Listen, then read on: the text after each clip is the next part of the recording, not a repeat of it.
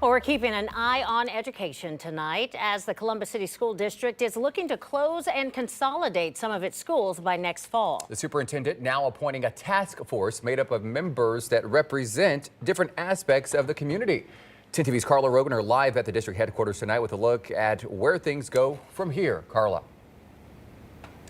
Yeah, the district hasn't named any specific school buildings that could be part of this yet. That is something that the task force will take a look at over the next few months before they make recommendations to the school board. I spoke with a few task force members this afternoon about what the process will look like.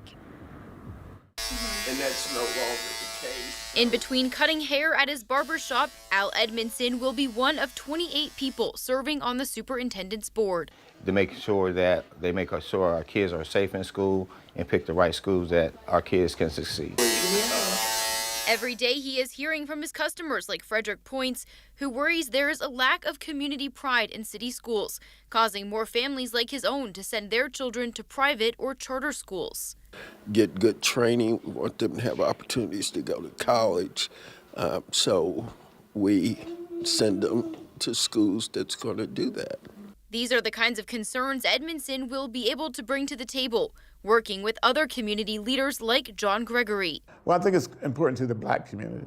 And I think that when we think in terms of where the economy is going in Central Ohio, that we want to make sure that Black students have a fair chance and an equitable chance to compete. As Columbus continues to grow, the president of the Columbus Education Association wonders if closing schools is the right move. They don't have a plan to grow the district. They do have a plan to shrink the district in a city and in a region that is growing.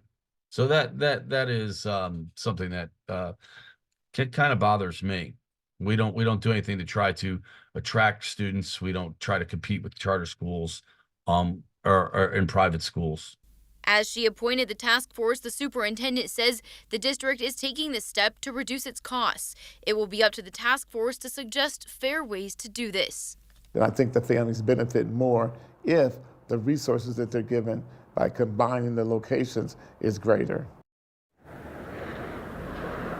And the task force will meet for the first time next Tuesday, then plan to make recommendations to the school board in June. Any changes would go into effect for the 2025-2026 school year.